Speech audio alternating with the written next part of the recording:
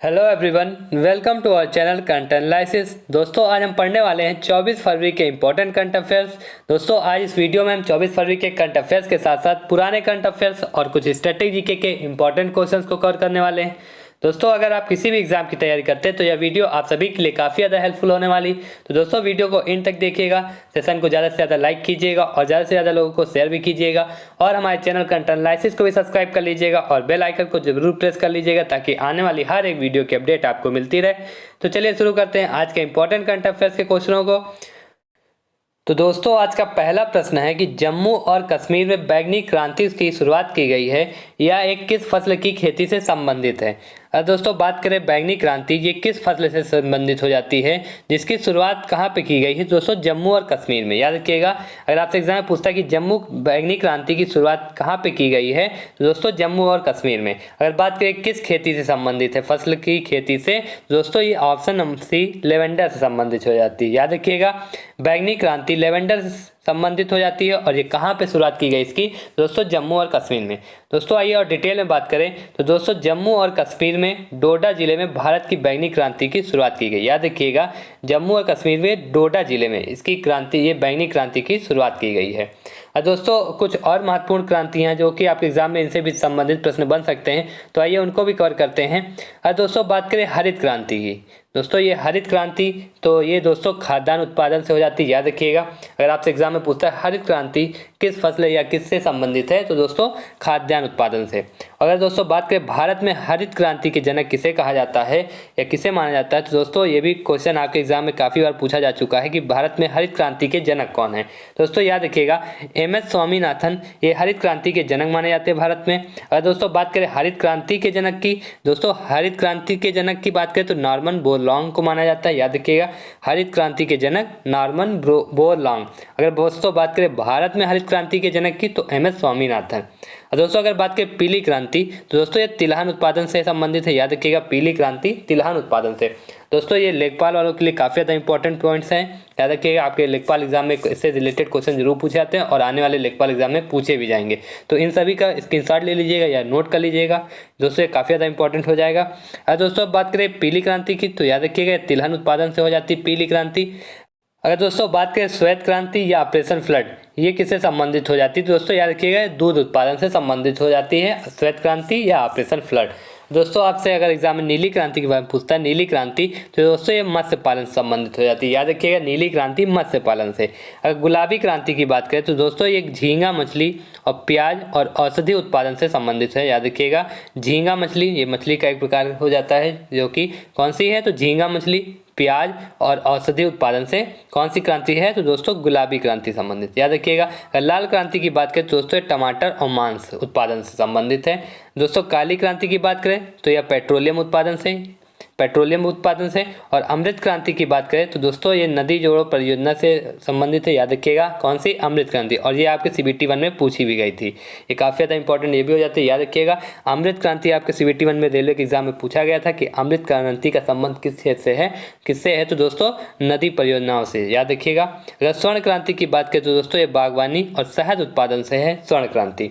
गोल क्रांति की बात करें तो दोस्तों ये आलू उत्पादन से हो जाती है। अगर दोस्तों भूरी क्रांति की बात करें तो ये उर्वरक उत्पादन से। याद रखिएगा, भूरी क्रांति उर्वरक उत्पादन से। रजत क्रांति की बात करें तो दोस्तों ये अंडा उत्पादन से हो जाती है। याद रखिएगा ये सभी पॉइंटों को। चलिए देखते हैं हम नेक्स्ट क्वेश्चन कि केंद्र ने जम्मू कश्मीर परिसीमन आयोग का कार्यकाल 2 महीने बढ़ा दिया है। इस परिसीमन आयोग के अध्यक्ष कौन है। और दोस्तों बात करिए परिसीमन आयोग के अध्यक्ष कौन है, जिसका जम्मू कश्मीर परिसीमन आयोग का कार्यकाल कितने महीनों के लिए बढ़ाया गया है, ये भी याद रखिएगा। तो यह 2 माह के लिए बढ़ाया दिया गया है। और इसके अध्यक्ष कौन है दोस्तों, तो इसके अध्यक्ष हो जाते हैं रंजन प्रकाश देसाई। याद रखिएगा, रंजना प्रकाश देसाई ये परिसीमन आयोग की अध्यक्ष हो जाती है जम्मू कश्मीर में।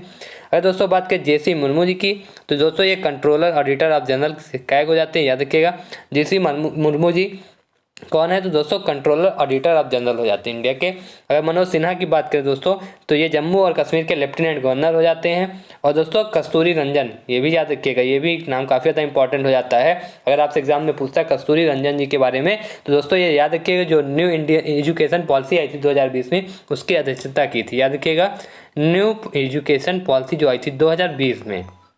याद रखिएगा, 2022 की सॉरी 2020 की न्यू एजुकेशन पॉलिसी की अध्यक्षता किसके द्वारा की गई? तो दोस्तों कस्तूरी रंजन जी के द्वारा, याद रखिएगा।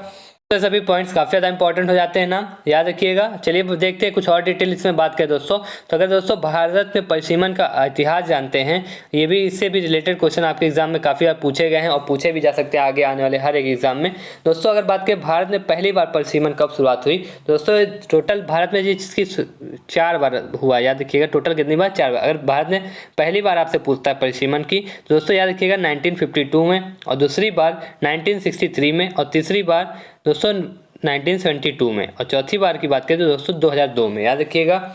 और दोस्तों बात करें इसमें किस परिसीमन आयोग की बात करें, तो दोस्तों ये आर्टिकल 82, याद रखिएगा, अनुच्छेद 82 के तहत संसद प्रत्येक जनगणना के बाद परिसीमन अधिनियम बनाता है। दोस्तों ये जनगणना के बाद इसका अधिनियम बनता है कि लोकसभा की आर्टिकल 82 के तहत लोकसभा में मैक्सिमम या मिनिमम कितनी सीटें होंगी, याद रखिएगा। ये आर्टिकल किस आर्टिकल के तहत? दोस्तों आर्टिकल 82 के तहत ये डिसाइड करता है कि लोकसभा की मैक्सिमम और मिनिमम कितनी सीटें होंगी। और दोस्तों अनुच्छेद 70 की बात करें तो ये राज्य की राज्यसभा की सीटों को डिसाइड करता है, याद करिए, याद रखिएगा। और दोस्तों ये भी याद रखिएगा कि जनगणना के बाद इस परिसीमन अधिनियम बनता है, याद रखिएगा।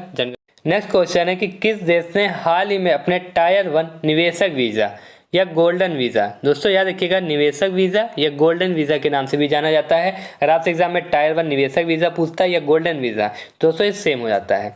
तो बात करें किस देश ने बंद करने की इसकी घोषणा की है, तो दोस्तों याद रखिएगा ऑप्शन बी, यूनाइटेड किंगडम ने गोल्डन वीज़ा को बंद करने की घोषणा की है। और दोस्तों अगर आपसे एग्जाम में पूछता है इसकी घोषणा किसके द्वारा की गई है, तो दोस्तों ये गृह सचिव हो जाती हैं प्रीति पटेल, याद रखिएगा, प्रीति पटेल के द्वारा इसकी घोषणा की गई। किसके द्वारा? तो प्रीति पटेल जी गृह सचिव हो जाती हैं, इनके द्वारा गोल्डन वीज़ा को बंद करने की घोषणा की गई। अगर और डिटेल की बात करें इसमें, तो दोस्तों ब्रिटेन में 20 लाख पाउंड या 27 लाख अमेरिकी डॉलर की राशि का निवेश करने वालों को देश में निवास करने की अनुमति दी जाती है, जिसका इसमें गोल्डन वीज़ा बनता है इसके द्वारा, याद रखिएगा।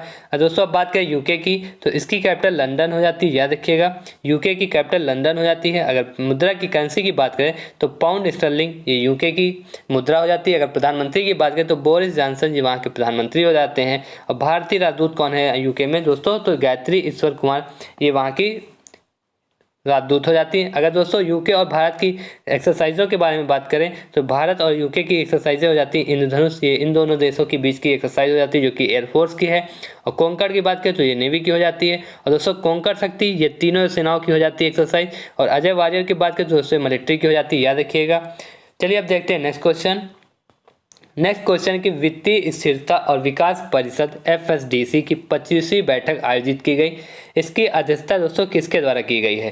दोस्तों अगर बात करें वित्तीय स्थिरता और विकास परिषद की जो 25वीं बैठक हुई है, आयोजित की गई है, कहाँ पे की गई है? दोस्तों याद रखिएगा इसकी बैठक मुंबई में आयोजित की गई है। ये भी आपसे पूछ सकता है कहाँ पे की गई है, तो दोस्तों इसकी बैठक कहाँ पे की गई है? तो मुंबई में आयोजित की गई है। और दोस्तों बात करें इसकी अध्यक्षता किसके द्वारा होती है, तो दोस्तों याद रखिएगा इसकी अध्यक्षता फाइनेंस मिनिस्टर के द्वारा की जाती है, जो कि प्रेजेंट टाइम में कौन है? निर्मला सीतारमण जी, याद रखिएगा प्रेजेंट टाइम में फाइनेंस मिनिस्टर कौन हो जाती हैं? तो दोस्तों निर्मला सीतारमण जी, इनके द्वारा इसकी अध्यक्षता की गई है। दोस्तों ये फाइनेंस मिनिस्टर इसकी अध्यक्षता करते हैं FSDC की, और इसका फुल फॉर्म हो जाता है financial stability and development council. आइए दोस्तों डिटेल में जानते हैं। दोस्तों बात करें इसकी अध्यक्षता किसके द्वारा की गई है? अध्यक्षता दोस्तों निर्मला सीतारमण फाइनेंस मिनिस्टर के द्वारा की गई है। और सह अध्यक्षता किसके द्वारा? दोस्तों RBI के गवर्नर के द्वारा इसकी सह अध्यक्षता की जाती है, याद रखिएगा। और प्रेजेंट टाइम में RBI के गवर्नर कौन हो जाते हैं? तो दोस्तों शक्तिकांत दास जी। तो दोस्तों अध्यक्षता शक्तिकांत दास जी के द्वारा की गई है। दोस्तों बात करें FSDC की, तो इसका फुल फॉर्म हो जाता है financial stability and development council, याद रखिएगा फुल फॉर्म। अगर अब बात करें FSDC की स्थापना की, तो इसकी स्थापना 2010 में हुई थी, याद रखिएगा। FSDC की स्थापना कब हुई? तो दोस्तों 2010 में। और दोस्तों किस समिति के तहत हुई थी? अगर ये आपसे एग्जाम पूछा तो याद रखिएगा रघुराम राजन समिति के तहत इसकी स्थापना हुई थी FSDC की। अगर इसका हेडक्वार्टर पूछता है आपसे, तो हेडक्वार्टर दोस्तों नई दिल्ली में हो जाता है। और प्रेजेंट टाइम में इसके चेयरमैन कौन है? तो फाइनेंस मिनिस्टर हो जाते हैं चेयरमैन। और फाइनेंस मिनिस्टर कौन है प्रेजेंट टाइम में? तो निर्मला सीतारमण जी हैं। तो याद रखिएगा प्रेजेंट टाइम में इसके FSDC के चेयरमैन कौन है? तो निर्मला सीतारमण जी हो जाती हैं। चलिए अब देखते हैं नेक्स्ट क्वेश्चन।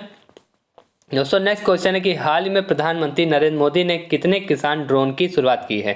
तो दोस्तों जो अभी बजट लॉन्च हुआ था उसमें किसान ड्रोन की बात की गई थी। तो प्रधानमंत्री नरेंद्र मोदी के द्वारा कितने ड्रोनों की शुरुआत की गई है।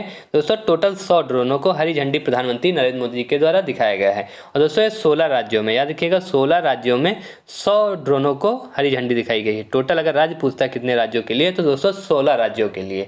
अब चलिए देखते हैं नेक्स्ट क्वेश्चन कि केंद्र सरकार ने के विज्ञान प्रदर्शनी विज्ञान सर्वत्र पूज्यते कार्यक्रम का आयोजन एक साथ कितने स्थानों पर किया गया है। तो दोस्तों ये टोटल 75 स्थानों पे ये विज्ञान प्रदर्शनी हो जाती है। विज्ञान सर्वत्र पूज्यते ये कार्यक्रम का आयोजन एक साथ दोस्तों 75 स्थानों पे किया गया। याद रखिएगा कितने, तो 75 स्थानों पे। और दोस्तों इसकी शुरुआत 22 फरवरी से 28 फरवरी तक होती है। याद रखिएगा 22 फरवरी से 28 फरवरी तक।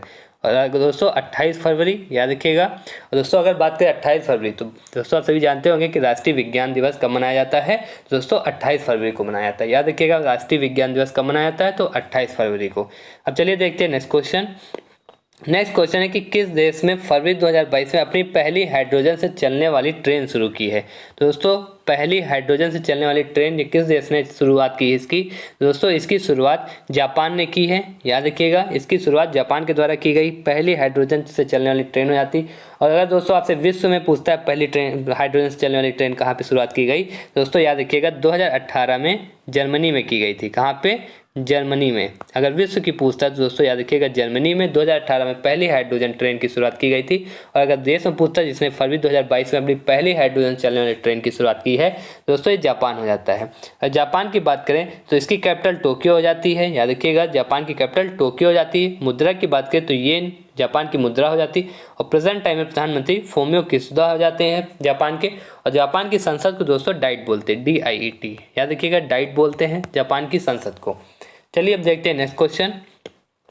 दोस्तों वर्ल्ड बैडमिंटन चैंपियनशिप के फाइनल में पहुंचने वाले पहले भारतीय पुरुष खिलाड़ी कौन बने हैं। और बात करें ये वर्ल्ड बैडमिंटन चैंपियनशिप के फाइनल में कौन पहुंचे हैं, दोस्तों ये पहले भारतीय पुरुष खिलाड़ी हो जाते हैं। ये कौन है, तो दोस्तों याद रखिएगा किदाम्बी श्रीकांत। दोस्तों Kidambi Srikanth world badminton championship के फाइनल में पहुंचने वाले ये पहले भारतीय पुरुष बने हैं। याद रखिएगा। अब चलिए देखते हैं नेक्स्ट क्वेश्चन कि हाल ही में थम्स अप ने किसे अपना ब्रांड एम्बेसडर बनाया। दोस्तों बात करें ये थम्स अप ने किसे अपना ब्रांड एम्बेसडर बनाया है, तो दोस्तों शाहरुख खान को। याद रखिएगा थम्स अप ने शाहरुख खान को अपना ब्रांड एम्बेसडर बनाया। और दोस्तों बात करें अक्षय कुमार की, तो इन्हें हाल ही में उत्तराखंड का भी ब्रांड एम्बेसडर बनाया गया। याद रखिएगा। चलिए अब देखते हैं नेक्स्ट क्वेश्चन कि हाल ही में प्रधानमंत्री की आर्थिक सलाहकार परिषद के पूर्णकालिक सदस्य कौन बने हैं।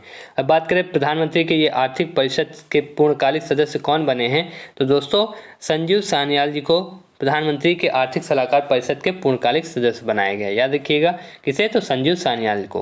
देखिएगा। चलिए देखते हैं नेक्स्ट क्वेश्चन कि हाल ही में किस राज्य के स्टार्टअप ने गूगल के साथ समझौता किया है। तो दोस्तों ये गूगल के साथ किस राज्य के स्टार्टअप ने समझौता किया है, तो दोस्तों केरल राज्य ने गूगल के साथ समझौता किया है। चलिए देखते हैं नेक्स्ट क्वेश्चन है कि केंद्रीय उत्पाद शुल्क दिवस कब मनाया जाता है। और दोस्तों बात करें केंद्रीय उत्पाद शुल्क दिवस की, यह कब मनाया जाता है, दोस्तों ऑप्शन है 24 फरवरी को केंद्रीय उत्पाद शुल्क दिवस मनाया जाता है। और डिटेल में बात करें तो दोस्तों 24 फरवरी 1944 को इसकी शुरुआत हुई थी। याद रखिएगा 24 फरवरी 1944 को केंद्रीय उत्पाद शुल्क और नमक अधिनियम के कानून को मनाने के लिए यह दिन मनाया जाता है। याद रखिएगा 24 फरवरी को केंद्रीय उत्पाद शुल्क और नमक अधिनियम कानून को मनाने के लिए यह दिन मनाया जाता है। दोस्तों बात करें केंद्रीय उत्पाद सीमा शुल्क बोर्ड के अध्यक्ष की, ये प्रेजेंट टाइम में कौन है, तो विवेक जौहरी जी इसके अध्यक्ष हो जाते हैं केंद्रीय उत्पाद और सीमा शुल्क बोर्ड के। अब मुख्यालय की बात करें तो इसका मुख्यालय नई दिल्ली में हो जाता है। अगर एस्टेब्लिशमेंट की बात करें दोस्तों केंद्रीय उत्पाद सीमा शुल्क बोर्ड की, तो इसकी एस्टेब्लिशमेंट 1 जनवरी 1964 को हुई थी। याद रखिएगा। तो दोस्तों ये थे आज 24 फरवरी के इंपॉर्टेंट करंट अफेयर्स के क्वेश्चन। कमेंट सेक्शन में बताइएगा ये वीडियो आप सभी को कैसी हैगी। वीडियो पसंद आई तो वीडियो को ज़्यादा से ज़्यादा लाइक कीजिएगा और ज़्यादा से ज़्यादा लोगों को शेयर भी कीजिएगा। और हमारे चैनल कंटेंट एनालिसिस को भी सब्सक्राइब कर लीजिएगा और बेल आइकन को भी प्रेस कर लीजिएगा ताकि आने वाली हर एक वीडियो की अपडेट आपको मिलती रहे। तो चलिए मिलते हैं अगली वीडियो में, तब तक के लिए नमस्कार।